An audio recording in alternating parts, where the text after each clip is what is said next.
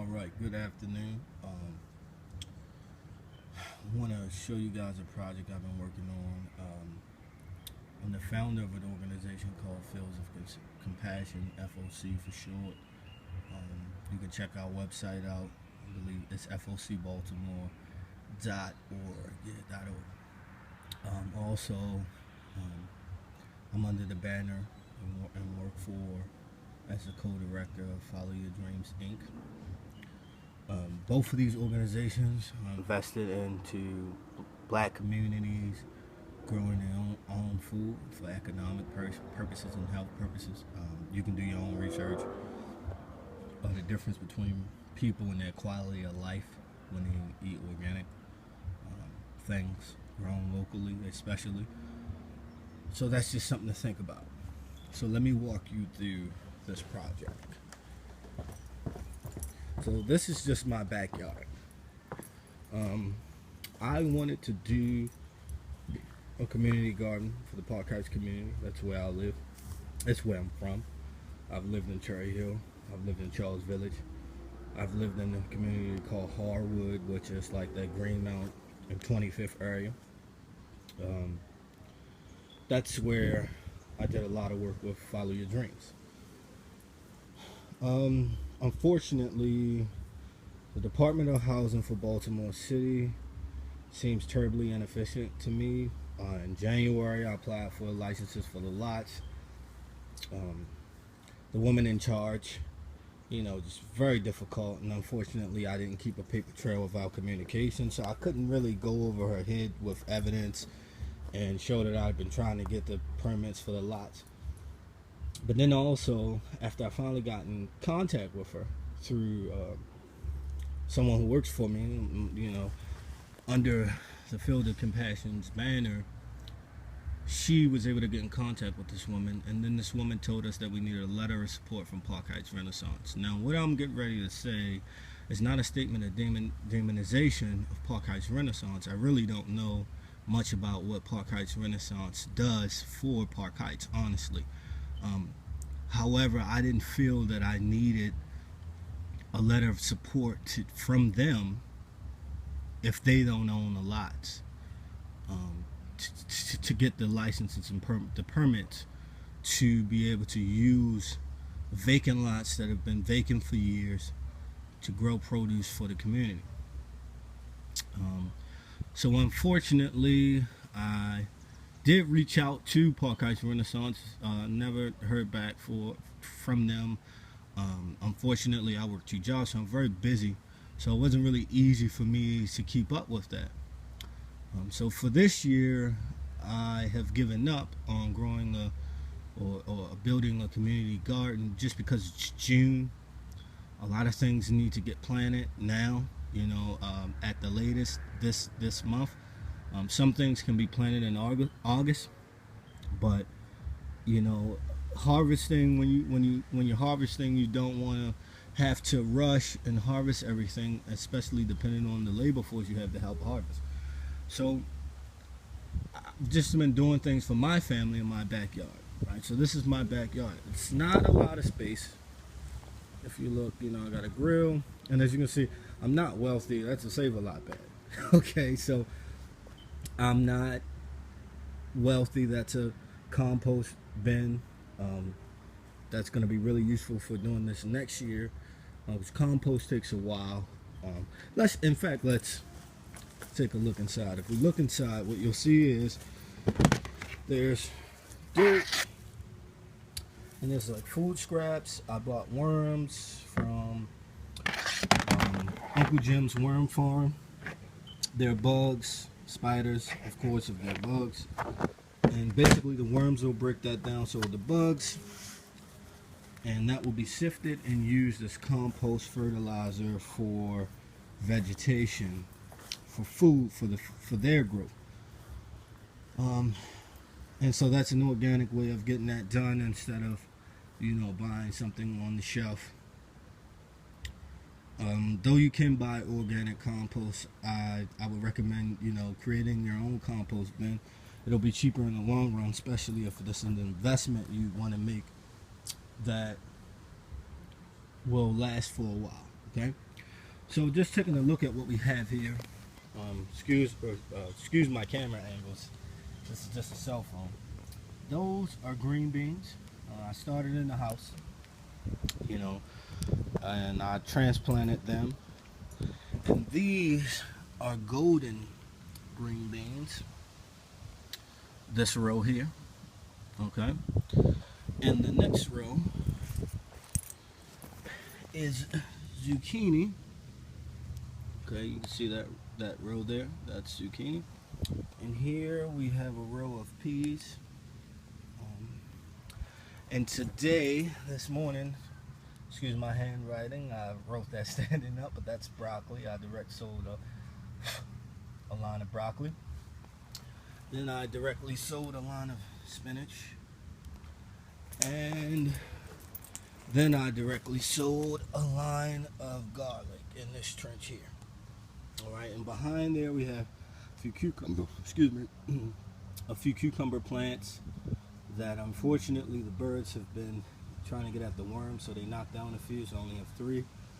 And tomatoes, which I didn't directly sow, which are not doing so great, just because of their location close to this fence and not getting enough sun, and also because their stems weren't very strong. They were very small when I first transplanted them, so it's not looking too good for tomatoes. But however, I do have these little small greenhouses. Let me back up. I have 2.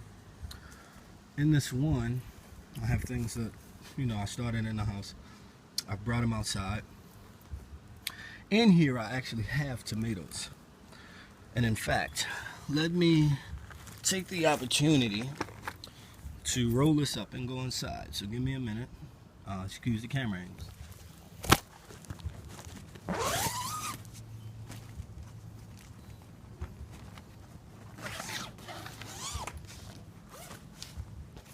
All right.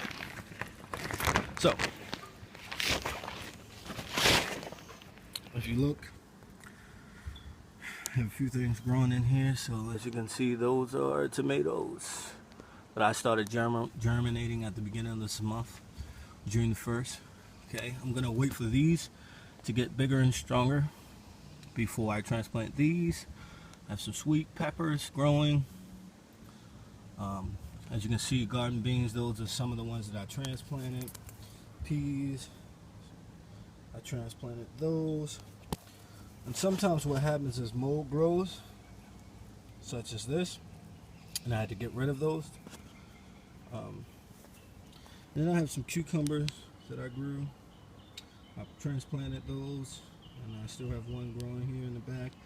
And I also had zucchini, as you can see right there, which I transplanted.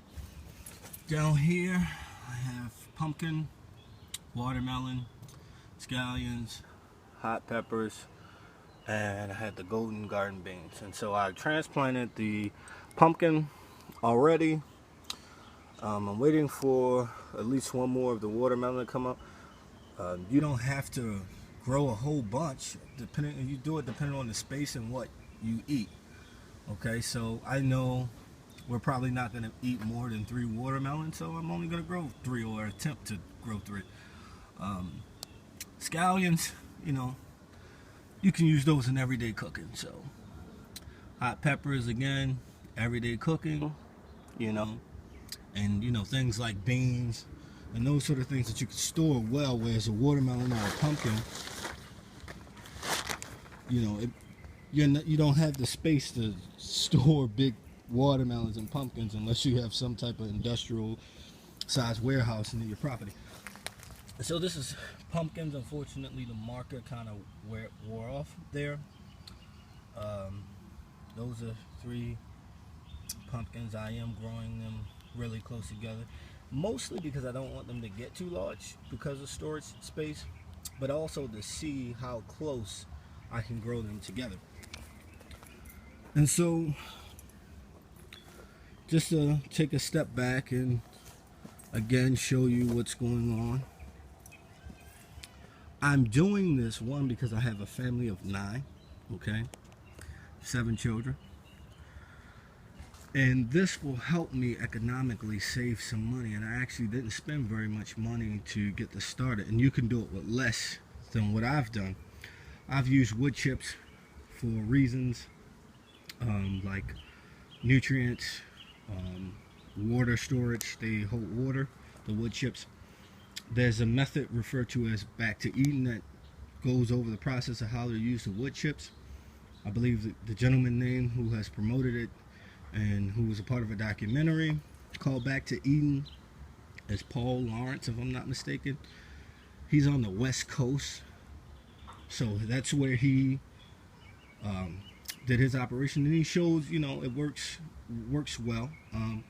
You can tweak it depending on where you are, but the reason why I'm using it, because my experience from last year, it worked out. My garden last year was here, which I let weeds take over, and I should have done a better job at keeping it. But also I learned last year that this particular spot doesn't get very much sunlight, so it wasn't advantageous to use it the next year. Over here is where my yard gets more sunlight. Again, if you look at the trees, and where the light comes from, the light will be coming from this direction, and so bang, there. And so that's where I want to grow the majority of the produce that I'm going to be growing. In my front yard, I have sunflowers I planted months ago in April after the first frost. They're about 5 feet tall now.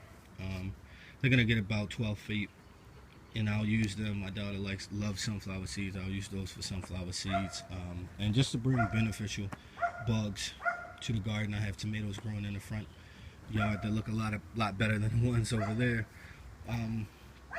But just a word about why I'm doing this, and so you understand the way food is grown and treated with pesticides and genetically modified. Where we are now is that we're in a situation where the system feeds us complete garbage. So I'm growing my own stuff for the health benefits of my children and my family.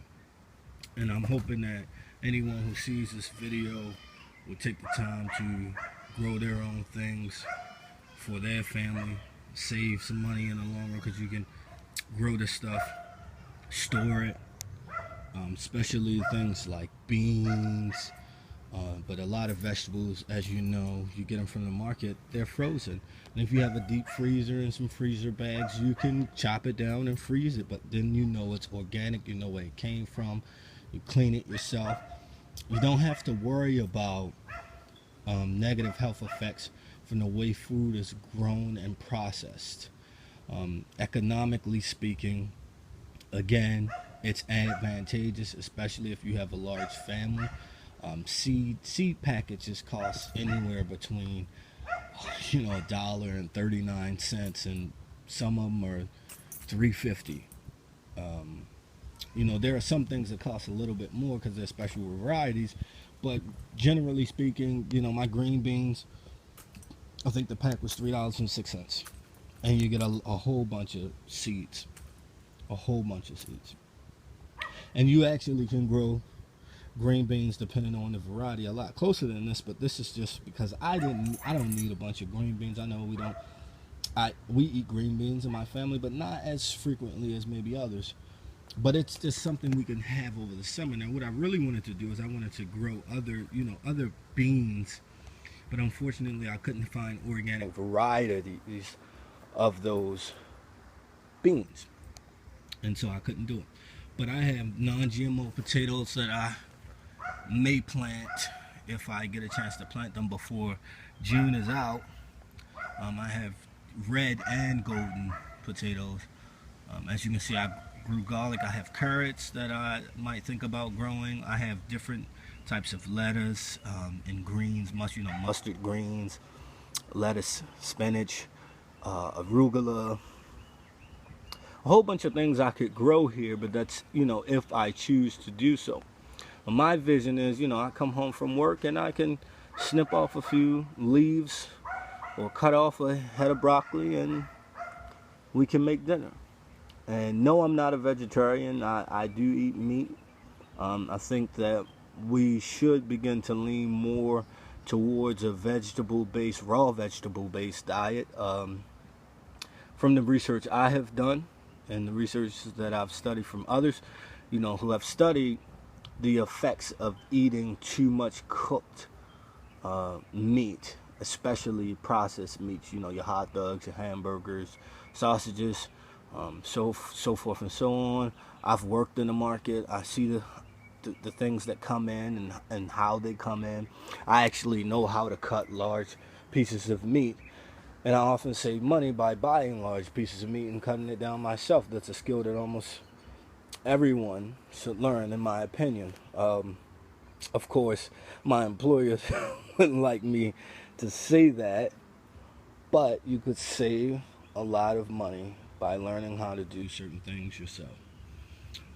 We talk about Black Lives Matters. We talk about racism and all of these other things that are going on. Unfortunately, it seems like most movements now want to talk about Trump. Trump, in my opinion, is not the issue. I'm not too concerned about Trump. I'm concerned about my community, what my community looks like. I'm worrying about feeding my family. I worry about safety. And Trump really doesn't have much to do with that. I know federal policies do have an effect on local policies, but really, your local politicians are the ones you need to put pressure on for things to be different in your local municipality. The point is that you can change your life just by, one, growing a small garden, just for health reasons. And let me interject in this. So a lot of people say, well, there's a lot of lead in the ground and cities, more urban communities. That's right. But truthfully, we all should be taking detox supplements anyway.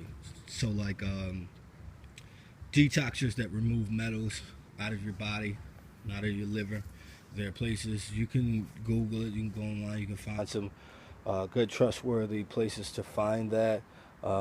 Maybe you don't like whole foods for the because they're very expensive, which is true, but they have some of the best quality nutritional supplements to supplement your diet. And so you might want to think about, if you have some spare cash, instead of splurging on something that doesn't last very long, spend it on a health supplement like a metal detox. That aside, again, Trump is not the issue. It's the way we are in our communities. We have to learn to help each other. We have to learn to grow our own foods. We have to understand what freedom is. Freedom isn't when the market doesn't have food because there's a bad snowstorm, then you starve. That's not freedom. Freedom isn't not having control over what you eat. Freedom is not having the knowledge of what goes into your food. I was watching a video last night where a guy was talking about how there's this paint eater in certain cereals, and it was just crazy to me. And I might try to repost that video with the guy's permission.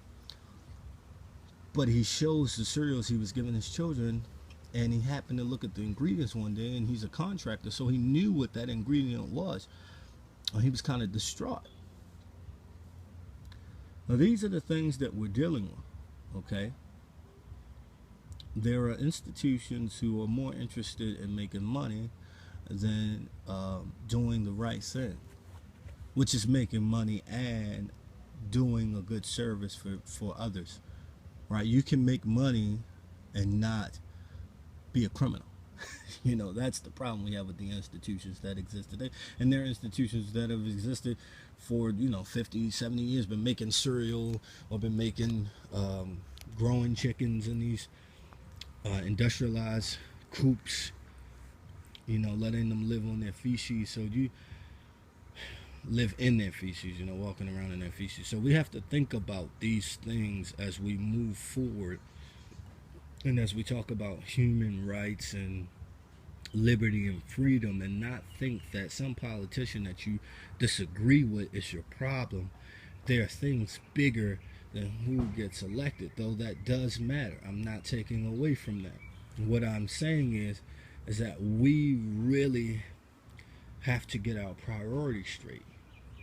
We have to really think about true morality and what's going on around us. Trump doesn't put food on your dinner table. Neither does Hillary Clinton. So my interest is not who won and who lost. It's about what can I do for my community and my family. This is what I'm doing for my family. I wanted to do it for my community. Unfortunately, this city did not lend itself to making that possible. And so I'm going to try everything in my power next year to get a jump on the permit process and start early. And if the city again does not lend itself to my efforts, then I know that this may not be the place that I want to be, because it's not organized in a way where I can help people. And we all should be thinking, in my mind at least, we all should be thinking on those terms, that if this place does not lend itself to your prosperity, then it may not be the place you need to be. And you might have been born and raised here. And I'll say this again, I love the city of Baltimore that I am, and I'm born and raised here. I've been to several different places: San Francisco, Detroit, Philly, New York. I spent time in DC, obviously, because it's close. I've been to Oregon. So I've been to different places, and I've met a lot of nice people, and people who, just want to live their lives free of government intrusion.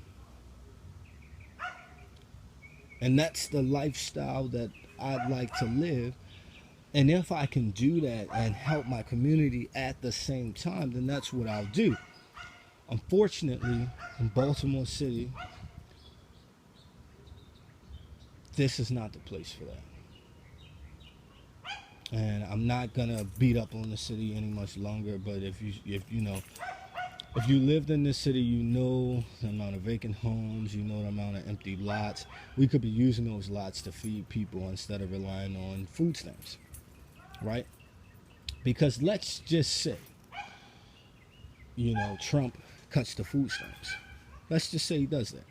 If he does that, what happens to these individuals? Well, these individuals, in my mind, should have had a plan to survive without food stamps, regardless. Me, myself, again, I have 7 children. I work 2 jobs in order to provide for my family. I probably spend anywhere between $100 to $200 per week on food. So I understand this. I'm not speaking on this from a position of ignorance. I'm speaking on this from a position of experience.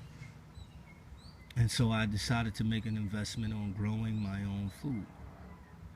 And so I've been studying this for the last 3 years, and I started last year. I had some failures last year, and I think this year I'll be successful. And as I move forward with this process, I'll be bringing you videos so you can see that this is not hard to do.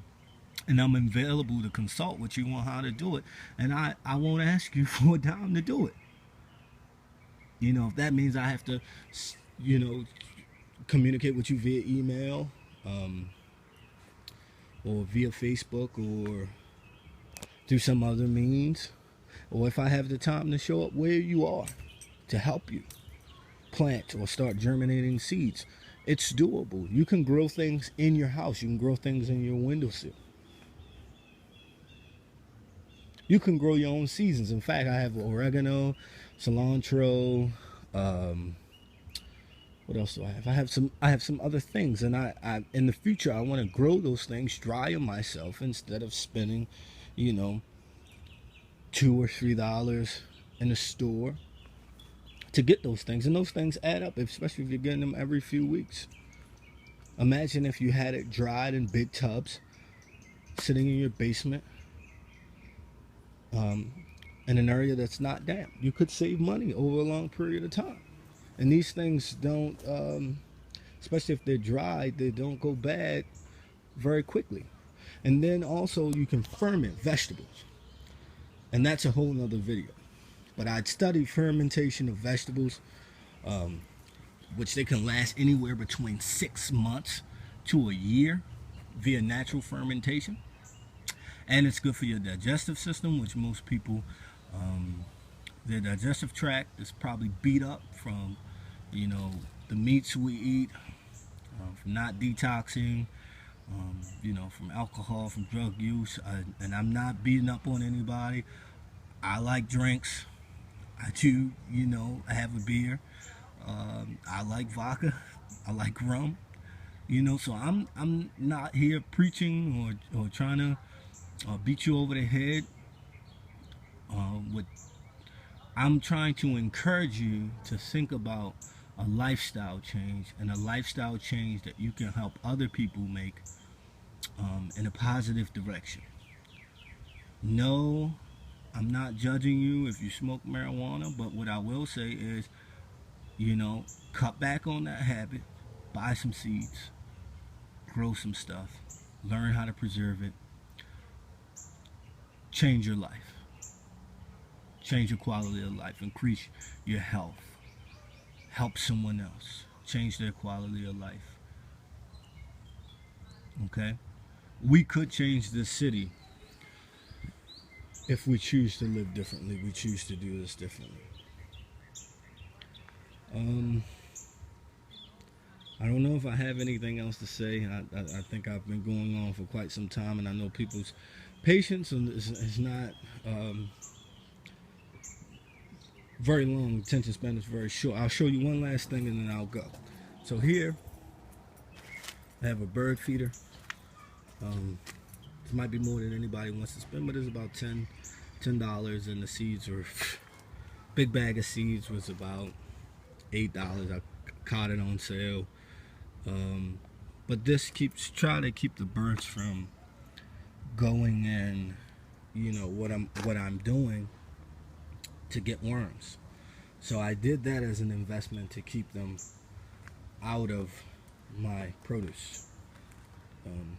Unfortunately, like I said, they got to the cucumbers because I neglected to fill the feeder for a week. So it is what it is. I hope you guys learned something. You don't have to leave comments. You can if you will. If you have any questions, you can leave that in the comment section. I will make future videos to show you other things, especially the fermentation process. That's going to be important once I start harvesting. So with that, I'd say God bless and good day.